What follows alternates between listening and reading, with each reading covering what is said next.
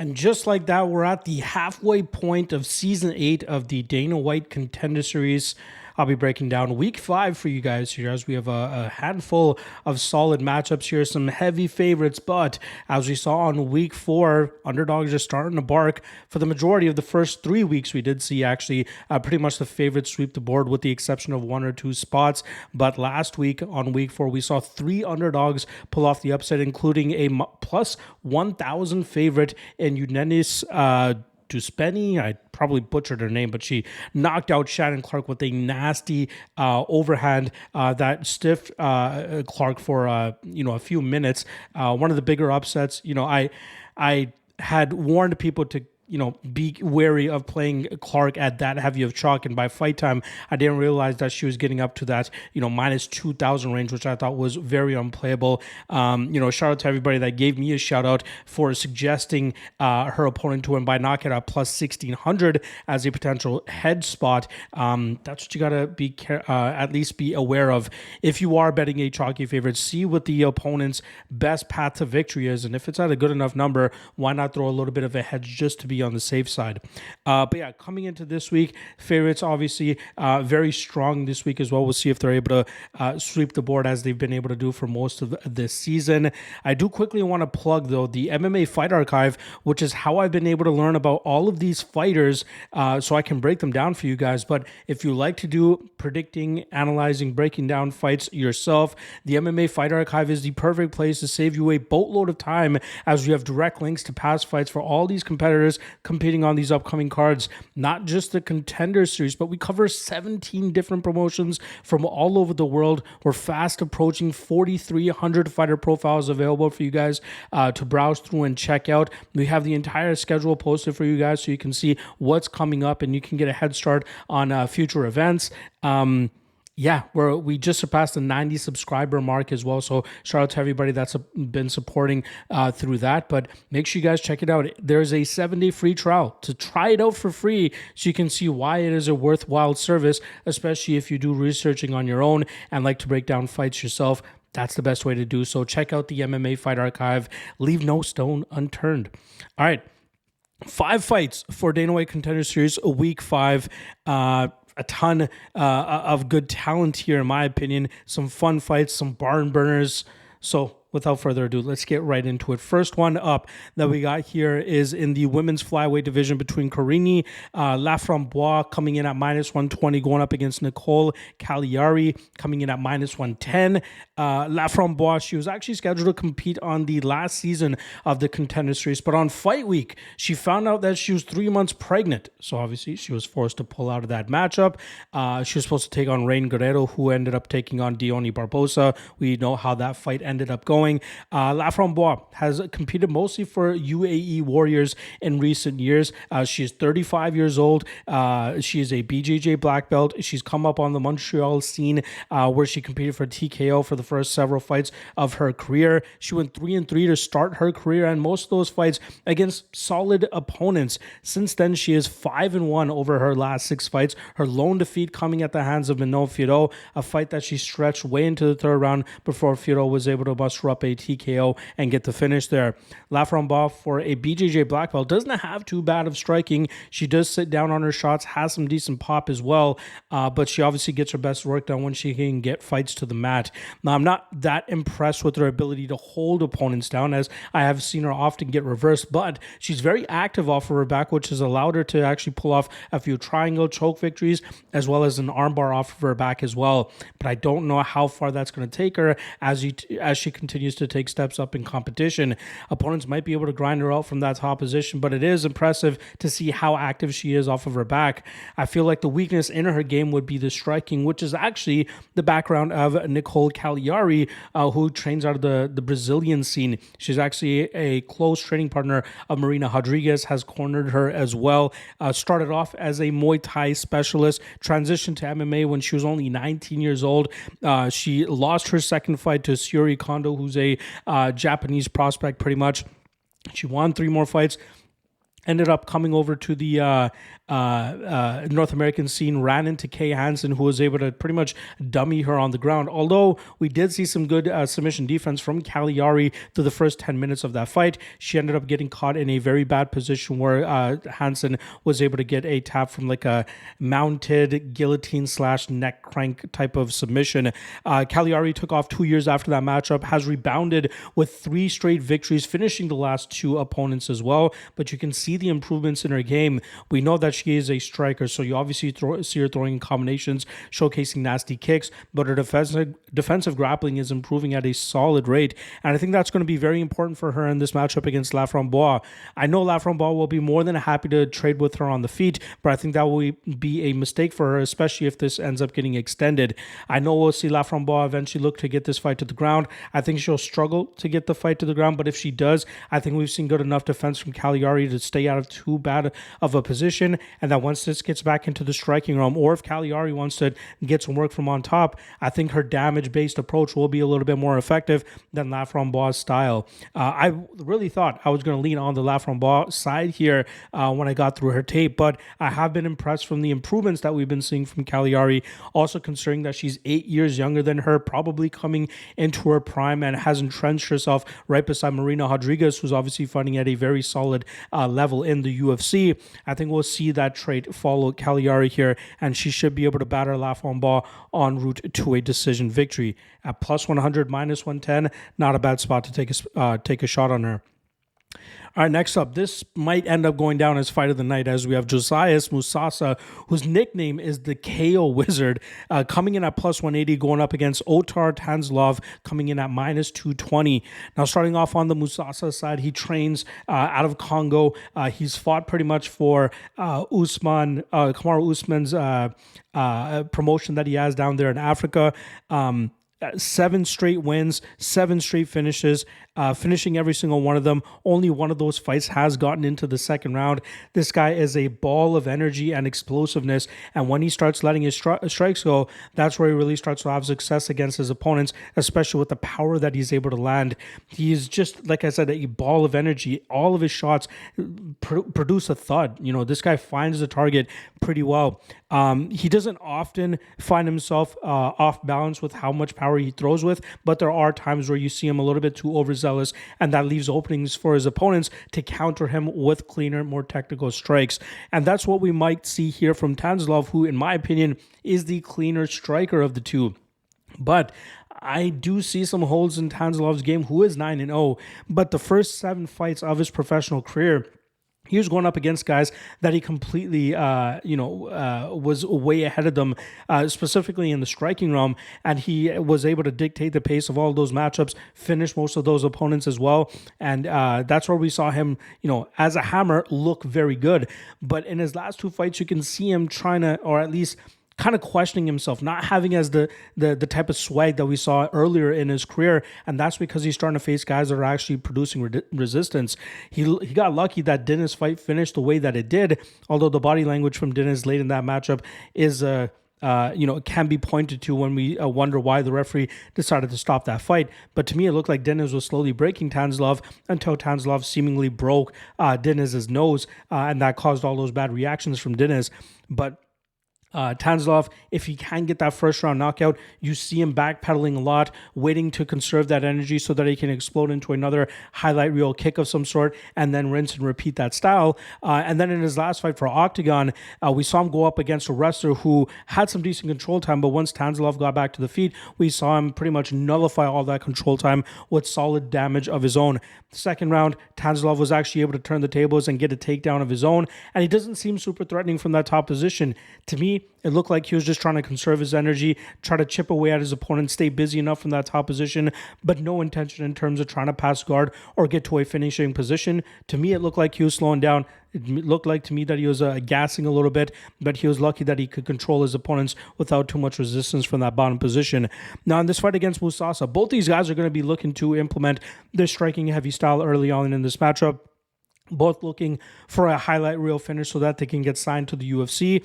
And even though Tanzilov is a little bit slicker and a little bit more technical, I think Musasa can bring that intangible, that wild card, that Francis Ngannou type wild card where it's just he has so much crazy power and his speed and explosiveness. Once he starts landing on Tanzilov and starts finding the button, that could discourage and break Tanzilov, which could open up finishing opportunities for Musasa. Obviously, Musasa undefeated, but he does have holes in his striking game that Tanzilov could take advantage of. And I do expect this fight to finish inside the distance. I expect it to finish by knockout, but I think Musasa just has that intangible. Again, this is not so much an intangible, but that speed and that explosiveness and that power. I think once Tanzilov starts to feel it, he is going to start to question himself, and that will allow Musasa to take advantage and eventually get that finish. So I was surprised that the line is as wide as it is. I get it. Again, Tanzilov, technically the better fighter, but in MMA, that doesn't matter sometimes. And I think that this is one of those matchups where it won't end up mattering. So I'm going to go Musasa and Musasa by knockout, and at plus 180, sign me up. Maybe even as knockout prop if it's at a decent number. All right, next up, we got Taiga Iwasaki going up against Yusri Belgaroui, plus 400 on the Japanese fighter, minus 550 on Belgaroui. We'll start off on the Iwasaka side. Not really understanding why the UFC has decided to bring this guy in for the Contender Series, although this is a replacement for somebody that Yusri was already expected to fight. Iwasaka, 9-1 record, but when you really look into it, you're like, oh, how is this guy getting the shot? He seems to have a Muay Thai stance, likes to kind of bull rush his opponents, land some big strikes and try to get them out of there. We've seen him recently start to lean on his grappling a bit, although it's not that effective, or at least I don't think it will be effective against more difficult opponents. It was a very weird matchmaking scenario where he took on former Bellator champion Rafael Lovato Jr., and Lovato was quickly able to get him to the mat and submit him in less than half a round, showcasing of the obvious holes in Iwasaki's game. Iwasaki, decent power, good striking, likes to throw a lot of kicks, likes that teep up the middle, but I do think that he is going to suffer for the fact that he hasn't been facing that many difficult opponents on the regional scene. Just take this into consideration. The combined record of the opponents that he's beaten at the time of facing them is 15, 30, and 2. 8 of his wins have come against guys with either a 500 record or a losing record. The one fighter that he beat with a winning record ended up going 500 after that matchup. He was, I believe, 7-6 going into the fight against Iwasaki, and then obviously ended up losing that fight and got dropped down to 7-7. Belgaroui had his opportunity on the Contender Series last season as he took on Marco Tulio Silva, and he got worked that night. One judge gave him the first round, a different judge gave him the second round, but for the most part, Tulio Silva seemed to be in control there. It hurt Belgaroui plenty of times, but was unable to get the finish there. Obviously, Tulio didn't get the contract that night. He got his second shot just a few weeks ago, was able to secure the contract there. But Belgaroui, very interesting come up. He's a kickboxer, fought Alex Pereira twice. I think he lost to him twice, or they might be 1-1. And then once he decided to turn his attention to mixed martial arts, he actually teamed up with Alex Pereira over the last couple of years, training over there at Teixeira MMA and becoming a very close training partner of Alex Pereira, hoping to get that, the same rub that Pereira has been getting. And I think that's honestly why he's getting another shot here. He did manage to go back to the regional scene and had 2 wins against decent opponents. One of them being against a fighter that actually handed him a loss prior to the Tulio Silva loss, so it's good for him to get that loss avenged. But as you would expect, kickboxer, likes to use his range, likes to use his kicks out the middle, has a nasty clinch that he can lean on as well. His defensive grappling has tremendously improved, especially with that time over there at Teixeira MMA. And I think that this is a setup spot for Belgaroui. I think this is a spot that he can go out there and touch up Iwasaki from distance. I don't know if he puts Iwasaki away. There are some dangers from Iwasaki in terms of the knockout power that he can produce here. Belgaroui is a little bit too hittable in my opinion, but I do think that this is a tailor-made matchup for Belgaroui. As long as he sticks to the basics, the discipline, the technical aspects of his striking game, he should be able to keep Iwasaki at distance, utilize his range, utilize his reach, chip away at Iwasaki. I'm going to go Belgaroui by decision. The over 1.5, not bad either. But yeah, I think Iwasaki is going to be tough to put away here, but I think we'll see Belgaroui put on a masterclass and win this fight on the scorecards. All right, next up, another very fun matchup here between Kamel Ottoni coming in at plus 165, going up against Cody Steele, who's coming in at minus 205. Now, Ottoni has largely been known for being the fighter that has defeated Alex Pereira in mixed martial arts on the regional scene before Pereira eventually made it to the UFC. Ottoni was fighting at middleweight back then. Now he's fighting at lightweight, so he is quite shredded for this weight class now, as you guys were able to see at the weigh-ins. He has an aggressive striking game, has a decent grappling game if he needs to, but he has been grinded out by opponents who can keep him on his back and keep him kind of contained. But he hasn't been all that active as of late. He has not competed in close to 2.5 years, although he was scheduled to compete for the PFL Challenger Series in 2023. Nothing ended up coming to fruition there. He did fight Alex Pereira back in 2015. That's the night that he beat him. He was able to deal with the striking of Pereira, eventually get him to the ground, and then finish him in the third round. He is now a month short of his 32nd birthday, so it's crazy that he's been out pretty much during the prime of his career. I don't know. He's fun. He's dangerous. Technical striker, loves to be aggressive, loves to move forward and put power on his opponents, but he's going up against a very tough guy here in Cody Steele, who has an undefeated 6-0 record. Now, Steele came into mixed martial arts with a decorated BJJ background, but you wouldn't be able to tell that from looking at his record. Half of his 6 wins have come by knockout.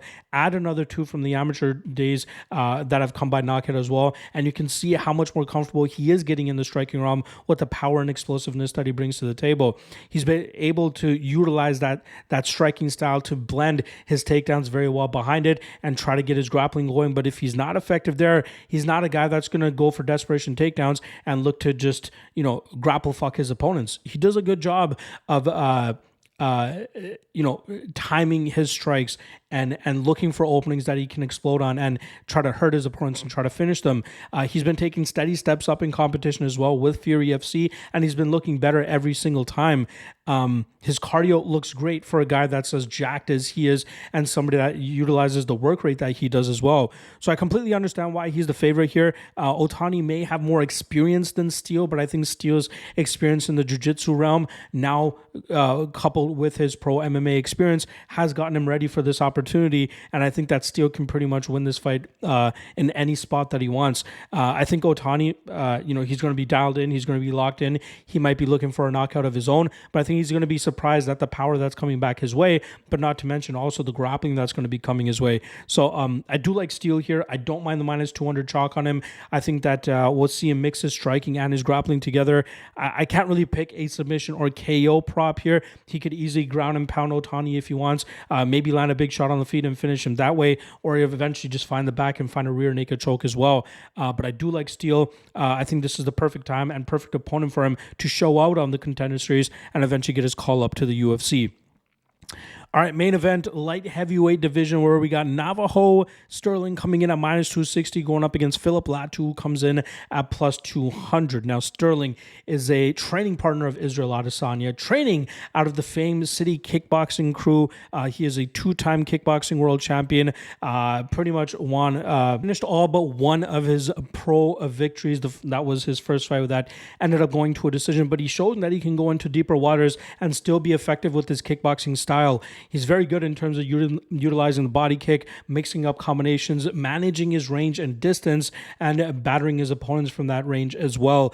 He's taken steady steps up in competition, facing pretty much the best regional journeyman that he can en route to this opportunity on the Contender Series, and he's passed pretty much every test with flying colors. And I love his body work as well in terms of breaking his opponents down and eventually finishing them. And obviously training with the likes of Adesanya, Carlos Ulberg, and all those guys over there at City Kickboxing, you know that he's been training at a high level and more than ready for this opportunity.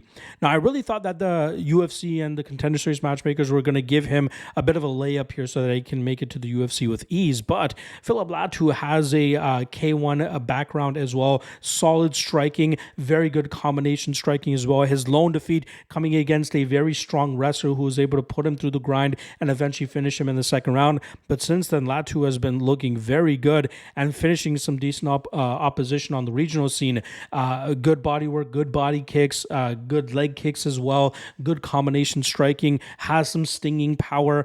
And this guy's not just going to roll over, right? I think that this is an opponent that Stirling's going up against that will finally provide the resistance that Stirling has been looking for and could potentially, thrive from in terms of fighting somebody that's actually not going to be scared of his striking style and not going to be intimidated of throwing down with him in the pocket.